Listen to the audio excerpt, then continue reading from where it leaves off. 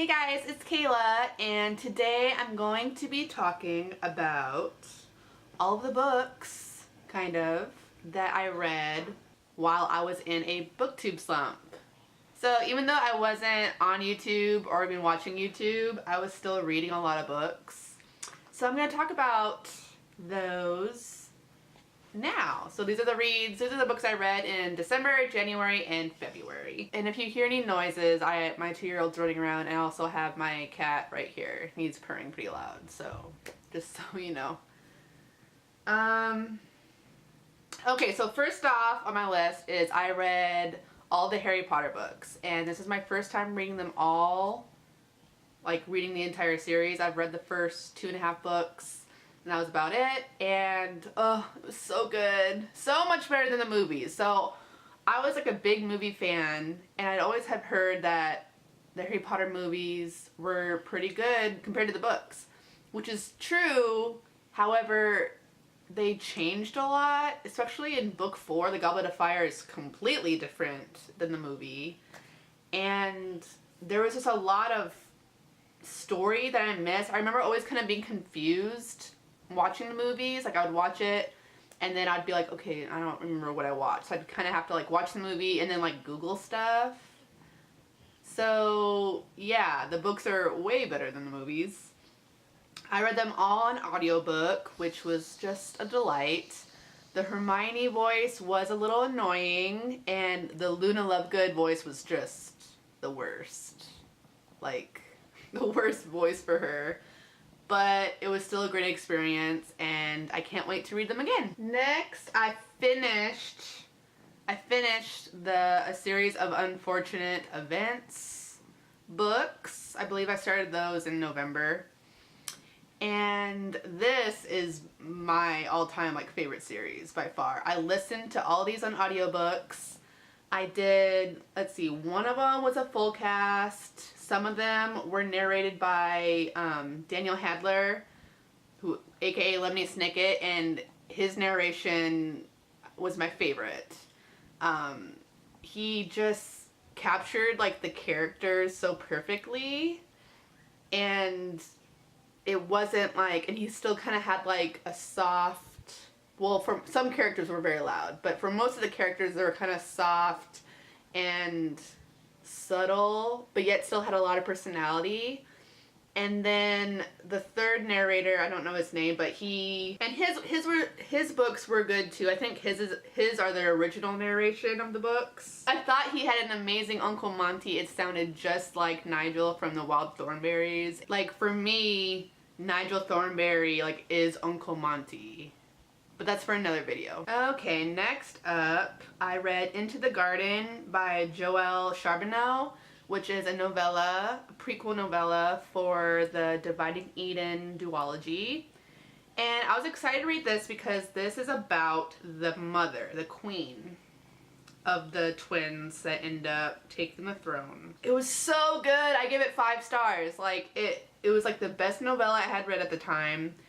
Had so much information that it probably should have been included in the books or its own like beefed up book, I guess, but it was great, and it made me want to pick up Dividing Eden and skim through it and see what I picked up, which is exactly what I did. And I think that's kind of the purpose of a novella. It also got me really excited for the second and final book. And you guys, I like semi-hated Dividing Eden. Like I didn't really like it that much. I was just gonna continue on because it's only gonna be a duology, and because my favorite character was the queen, I picked up this novella. So that's pretty exciting. I read Archie Comics Volume 1 and Volume 2, the reboot by Mark Waid. These were okay. Let's see, I gave them like 4 stars. I probably would maybe like 3 stars. The cover artwork is amazing, and that's what made me want to pick it up. I love Riverdale, which is why I picked up the series 2, because I thought it was that kind of dark retelling. And it was just, it was okay. The artwork changes, you guys. So there's like so many different, like within each volume it changes at least like 3 times, which is super annoying for me. Like, I kind of got over it. Then I ended November reading This Mortal Coil by Emily Suveda, and that was the Hot Mess Book Club book pick of the month for December. And I like hurried up to finish this while I was on vacation, and I like hurried to read this book to try to make it to the live show to watch it, and I ended up missing the show because I always forget when people have shows, like, all the time. This Mortal Coil was good. It's like sci-fi dystopian, really cool. The storyline was really good. I really didn't care about the characters, which normally I'm a big plot person over character, but I really just didn't give a fuck about any of the characters. Like, I just kind of thought, meh. And I also thought it was very repetitive. Like, the sequences, like, they went here, and this happened. They went over here. Kind of the same thing happened, and that happened, like, multiple times. So, I found it repetitive in that sense, but I will continue on with the series, and I do think it was really interesting. Definitely a unique concept, at least for my reading experiences. And then I read Pretty Girls Dancing by Kylie Brandt. This is a murder mystery book, and I got this from the Amazon Kindle Reads, I don't know what it's called, Kindle First program. I don't know what it is, but basically what the program is I got the book from is if you're an Amazon Prime member, you have access to a free book each month, and then you get a pick from like 5 different books, and these 5 books all release to the public a month later, so you get early access to a new book coming out. You actually get like the ebook. You don't get, it's not just like borrowed, you actually own the ebook, and then you get a discount on the hardcover. So if you end up reading it and you love it, you can buy it at a discounted price. All the books I've read from this program so far have been really good. I've been really pleasantly surprised, and it's books that I really haven't heard of, well, I haven't heard of at all. And you can pick, like, they have like one book kind of from all the big genres. So anyways, Pretty Girls Dancing is a murder mystery. Basically, it's about trying to solve this serial killer's case. Girls go missing. Their bodies are found all in the same area. They're tied up to look like ballerina dancers. And they're all come from, the place that they're found is all like 12-mile, it's a 12-mile radius from like where they live. So the serial killer is called the 12-mile killer. Pretty typical murder mystery. Has the detective that also has like a dark past, but I thought it was really good. Next I read The Gospel of Lowkey by Joanne M. Harris. This I read for the Rune Readers book club. That was the book club book pick for January. And this was a kind of a short story collection slash just story in general about Norse mythology told from the perspective of Lowkey. And I listened to this on audiobook, and the narrator was perfect. Sounded just like you would think Lowkey would sound. Very snarky. And I didn't know anything about Norse mythology. The only thing I knew about Norse mythology was from like the Thor movies. And that's not accurate at all. Mine is like the character names. So I learned a lot, and I would even, the stories I really did like, I would do a Google search about them to see like how accurate it was compared to the actual mythology, and it really was. Apparently though, Norse mythology has gotten really, like the translations or like the actual full stories or all the gods' stories have gotten like lost over time. Like there's no documentation of a lot of the stories, so a lot of the stories aren't complete, or some gods don't even have a story at all, but you know they exist. So I thought it was really great and thought it was entertaining. Okay, so next I read Beauty Queens by Libba Bray. I listened to this on audiobook as suggested by Priscilla from Bookie Charm, and this was so good. This was what's the word? This book was satire completely. Like, it was just making fun of kind of the culture we're in, the pop culture obsession we have, and everything that has to do with like beauty queens in general. It's often pitched as like Miss Congeniality meets Lost, only not as weird as Lost, but just a little bit, and it was really fun. It got me out. I read this right after I finished a series of unfortunate events, and it kind of helped me prevent from going into a book slump, because I was going there, and it was fun. The audiobook was really good. There's like commercial breaks, there's just crazy characters, and it's really fun. If you go in knowing it's satire, like, it's not just funny, it's like kind of slapstick, satire funny. I think you'll have a good time enjoying the book. Next, I read Tiger Lily by Jodi Lynn Anderson. This is a kind of Peter Pan retelling. So Tiger Lily is about Tiger Lily, told from Tinkerbell, and it's like a Peter Pan retelling. Does that make sense? So I listened to this on audiobook as well, and the narrator was very young and sounded just like you would think Tinkerbell would sound, and it was just sweet and a cool version of Peter Pan. Obviously it was mostly about Tiger Lily and her people, a little bit about Tinkerbell, and a good chunk about Peter Pan, and this is the time before Peter met Wendy. Next, I read The Chilling Adventures of Sabrina Volume 1 by Roberto Aguirre Sarcaza? This is a comic that is a retelling / reboot of Sabrina the Teenage Witch, and is going to be a show on CW, which I'm really excited about. This is like very dark, so it's like Wiccan dark magic meets Sabrina, and it was like everything I wanted Archie to be, this is. So I can't wait for more volumes to come out. Next, I read The Child Thief by Brom. This is another Peter Pan retelling, and this is a dark retelling, and it was so good. This is like the best standalone I've ever read. It just had so much character development, a big plot line, and it was the retelling of Peter Pan without being too direct, and changed a lot of things at the same time. So it has the Peter Pan kind of origin story and Peter Pan with the Lost Boys mixed with Arthurian legend, which I knew nothing about.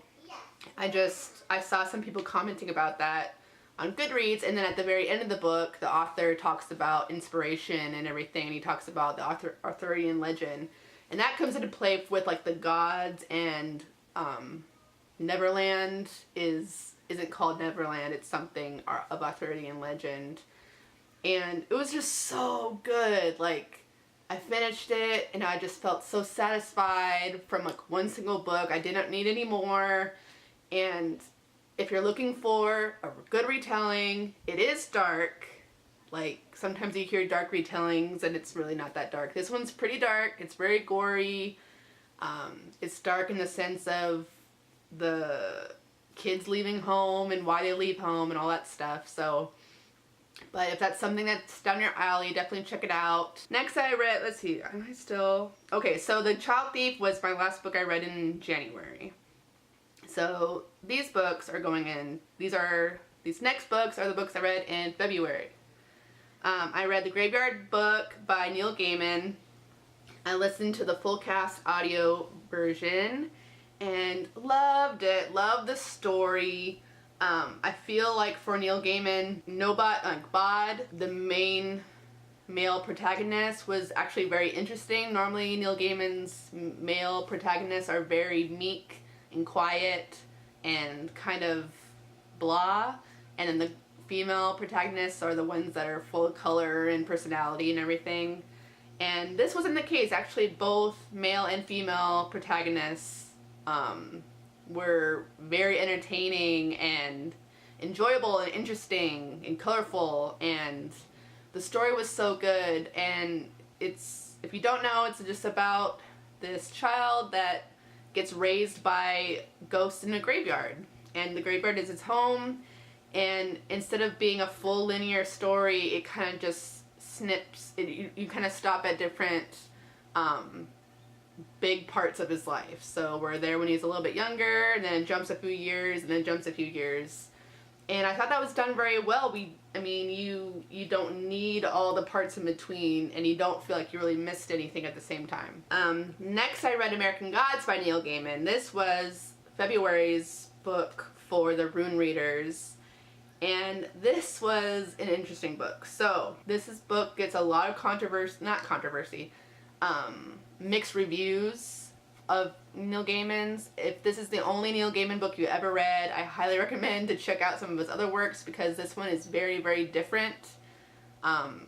Plot-wise and character-wise, there's just a lot going on. I listened to the version where Neil talked about like his inspirations, and you definitely get that he was inspired by America. He was traveling through America, and you definitely see that. And it's just about all the gods of the world, and that they immigrated to America with all the immigrants in the past times. So the first people on Earth to, you know, the Irish immigrants, them coming over to America, they brought their culture and they brought their gods, and their gods actually came over with them. And it's just about kind of a modern story about the gods, well, modern then, so it was like the late 90s, about the gods living in New York, you know, living in America, and no one really believing in them anymore, because Americans tend to believe in TV and the internet, and those are kind of like the new gods coming up, and all the other gods are all the old gods, and there's kind of like a war and a rift coming.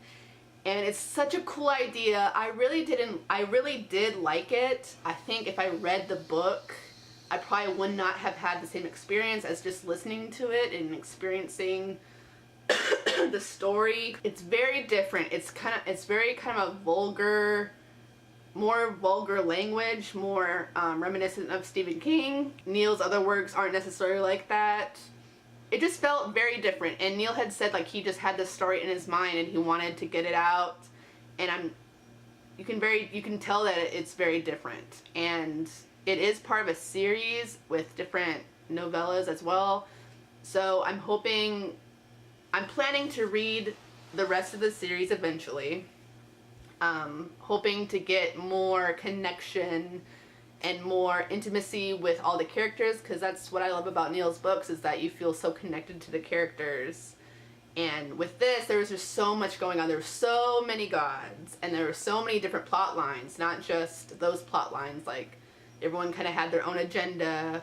There's other things going on, and there's a lot going on in this one book. So I'm assuming and hoping that as the series goes on, it kind of dissects, or you get to know more people as you go along.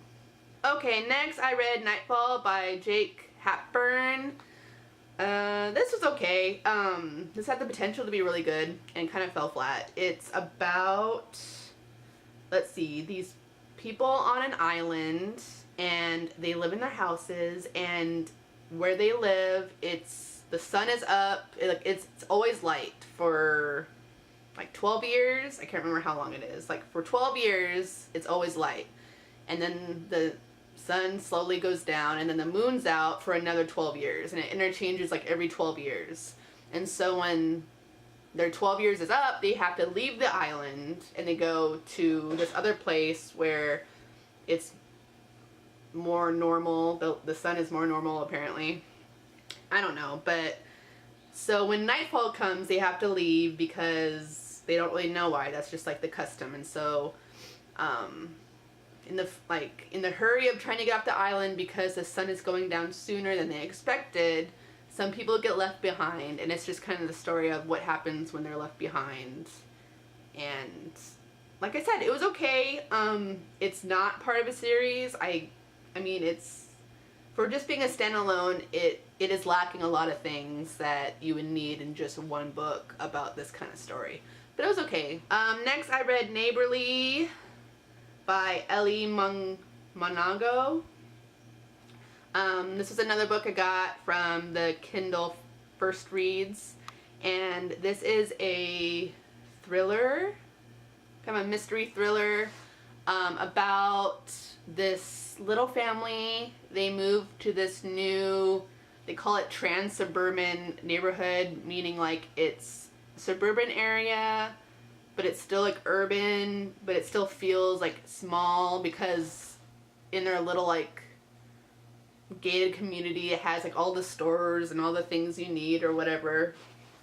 So it's one of those places. So a new little family moves in and they're on this little cul-de-sac in this little street that is very close. They have parties all the time, you know, get-togethers, all the things, and they had this big party when don't remember what I was talking about. Books. Which one? February books. February books. These people, they move in. Their neighbors aren't what they seem to be. She gets little notes left for her. That's about all you need to know. Things happen. This book though, this was so good. This one had so many like, what? Moments. Like multiple, like I didn't know what was going on. Different like twists, not like Gone Girl twists, but like WTF moments, for sure. In a good way. What the face? Yeah. And then I read Dorothy Must Die from Dorothy Must Die. The first book was really good. It's a retelling / continuation of The Wizard of Oz, where Dorothy's the bad guy and other people are the bad guys. And the bad guys are the good guys. The first book was good, and then I also read, to end February, Dorothy Must Die, the first collection of the prequel novellas. There's like a bunch of prequel novellas.